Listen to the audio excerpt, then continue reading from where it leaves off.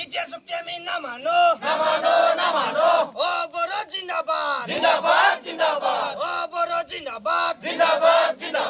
অসম চৰকাৰ হাই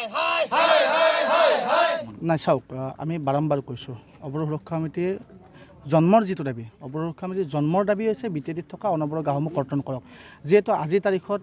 এই BTCত অনাবৰত ৰাইজৰ প্ৰত্যেকটো অধিকাৰী খৰ্ব কৰা হৈছে ইয়াত ভূমিৰ অধিকাৰ নাই ইয়াত ভাষাৰ অধিকাৰ নাই ইয়াত সংস্কৃতিৰ অধিকাৰ নাই গতিকে আমাৰ যদি ভাষাটো আমি জীয়াই ৰাখিব নোৱাৰোঁ আমাৰ যদি সংস্কৃতি আমি জীয়াই ৰাখিব নোৱাৰোঁ মোৰ দেউতাৰ নামত থকা মাটিখিনি আমাৰ দেউতাৰ নামত থকা ককাৰ নামত থকা মাটিখিনি যদি মই সন্তান হিচাপে বা আমাৰ সন্তানসকলে যদি পূৰ্বপুৰুষৰ থকা নামত থকা মাটিখিনি যদি পিছৰ প্ৰজন্মই যদি লাভ নকৰে তেতিয়া আমাৰ জীয়াই থকাৰ কোনো অধিকাৰ নাই গতিকে এই অধিকাৰসমূহ যিহেতু আমাৰ তাত নাই গতিকে আমি আমাৰ অধিকাৰসমূহ কাঢ়ি লোৱাৰ কাৰণে আমাৰ যিখিনি প্ৰাপ্য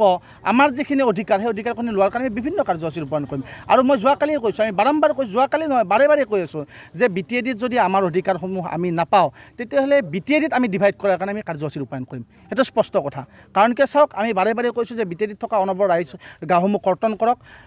অনবৰত গাঁওসমূহ কৰ্তন কৰি আমাক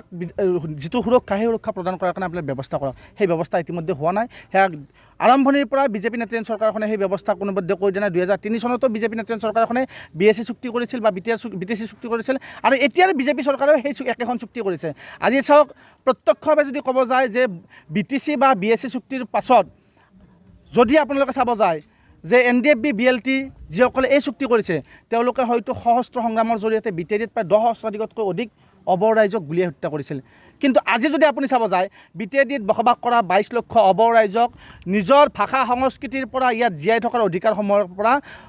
সম্পূৰ্ণৰূপে বঞ্চিত কৰি আমাক সম্পূৰ্ণৰূপে হত্যা কৰিছে এই বিজেপি চৰকাৰখনে গতিকে এটা কথা স্পষ্ট যে ইয়াত যদি আমি জীয়াই থাকিব লগা কাৰণে যদি আমি ইয়াত যদি BTD ডিভাইড কৰিব লগা পৰিৱেশ আহে তাৰ কাৰণে কিন্তু আমি সম্পূৰ্ণৰূপে সাজু আছোঁ যদি আপোনালোকৰ যি দাবী যদি বিজেপি চৰকাৰে যদি ৰূপায়ণ নকৰে তেনেহ'লে যেহেতু মানে BTDত এটা সমাগত নিৰ্বাচন আহিছে গতিকে সেই চাওক নিৰ্বাচন ইতিমধ্যে গণসুৰক্ষা পাৰ্টি অৱতীৰ্ণ হৈছোঁ আমি নিৰ্বাচন খেলিম আমি ন্যায় আমাৰ নিৰাপত্তাৰ কাৰণে আমি কাম কাজ কৰি আছোঁ আৰু কোনো এটা বিশেষ ব্যৱস্থাই আমাক নিৰাপত্তা দিয়া নাই আজি চাওক আজি যিহেতু কৈ আছে যে জনজাতিৰ কাৰণে ভূমি সংৰক্ষিত আজি যদি আপুনি ক'ব যায় যে BTDত জনজাতিৰ কাৰণে ভূমি সংৰক্ষিত বুলি আমি মানি লৈছোঁ কিন্তু অকল BTDত বড়োৱে নাই ইয়াত ৰাভা শৰণীয়া কছাৰী বহুত আছে হয় নহয় কেৱল ইয়াত সম্পূৰ্ণভাৱে বড়ো জনগোষ্ঠীৰ অধিকাৰ ভোগ কৰিছে বাকীসকল জনগোষ্ঠী যিসকল ST আছে তেওঁলোকৰ অধিকাৰসমূহ ক'ত গ'ল তেওঁলোকৰ অধিকাৰৰ প্ৰশ্নটো থাকিব লাগিব এটা জনগোষ্ঠীৰ কাৰণে এখন চুক্তি কেতিয়াও হ'ব নোৱাৰে আমি সন্মান জনাইছোঁ আমি বড়ো জাতিৰ সংগ্ৰামখনক শ্ৰদ্ধা জনাওঁ সন্মান জনাওঁ কিন্তু সেই বুলি তেওঁলোকৰ কাৰণে এখন চুক্তি এখন পৃথক লেণ্ডৰ দৰে এটা অনুষ্ঠান আৰু বাকী জনগোষ্ঠীৰ কাৰণে মৰণ ফান এইটো কেতিয়াও সম্ভৱ নহয় ইয়াৰ কাৰণে মই আপোনাক এটা কথাই কৈছোঁ যে গণসুৰক্ষা পাৰ্টীৰ নেতৃত্বতে হওক বা অৱৰোধ সুৰক্ষা সমিতিৰ নেতৃত্বতে হওক বা BTDত বসবাস কৰা 22 লক্ষ অবৰ ৰাইজৰ নেতৃত্বতে হওক BTDত ব্যাপক গণ আন্দোলন হ'ব BTDত আমাৰ ন্যায় নিৰাপত্তাৰ কাৰণে আমি যিকোনো কাৰ্যসূচী যিকোনো প্ৰতিবাদ যিকোনো পৰ্যায়লৈকে যাবৰ কাৰণে ইতিমধ্যে কিন্তু আমি সাজু হৈছোঁ